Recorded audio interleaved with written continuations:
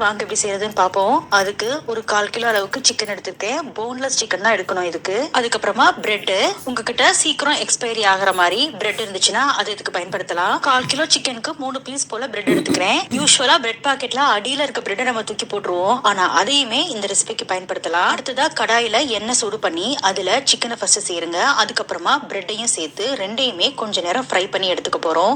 இந்த மாதிரி ஃப்ரை பண்ணி சேர்க்கும் போது பிரெட் நல்ல ஒரு பொன்முருளான கலர்ல வரும்.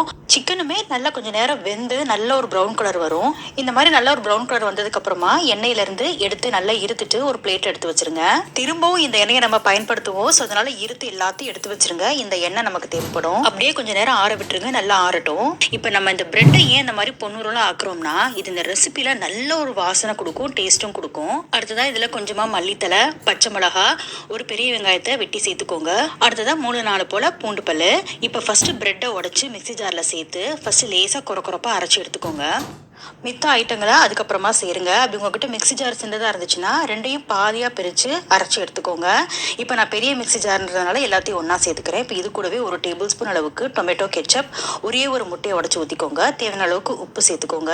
சேர்த்துட்டு நல்லா இந்த மாதிரி அரைச்சி எடுத்துக்கோங்க. கொஞ்சம் கொரப்பாக இருந்தாலுமே பிரச்சனை இல்லை, நைஸாக இருந்தாலும் பிரச்சனை இல்லை. இப்போ இதை ஒரு 10லேருந்து 15 நிமிஷம் ஃப்ரீசரில் வச்சு எடுத்துக்கோங்க. அப்போ உங்களுக்கு இந்த மாதிரி ஷேப் பண்ணுறதுக்கு ஈஸியாக இருக்கும்.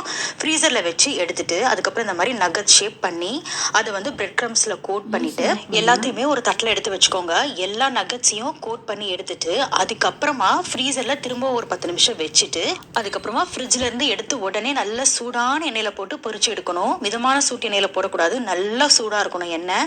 ஏன்னா ஆல்ரெடி சிக்கனும் பிரெட்டும் வெந்துருச்சு பார்த்தீங்களா. ஸோ இப்போ அதனால கொஞ்சமா வெந்தா போதும். ஸோ நல்ல சூடான எண்ணெயில போட்டு ஒரு ஜஸ்ட் 2 பக்கமும் நல்லா பொன்னிறமாற வரைக்கும் ஃப்ரை பண்ணி எடுத்துட்டீங்கன்னா சூப்பரான different style chicken nuggets ready ஆயிரும். ரொம்ப ரொம்ப டேஸ்டா இருக்குங்க. செம்ம டிஃப்ரெண்டா இருக்கும். கண்டிப்பா ட்ரை பண்ணி பாருங்க.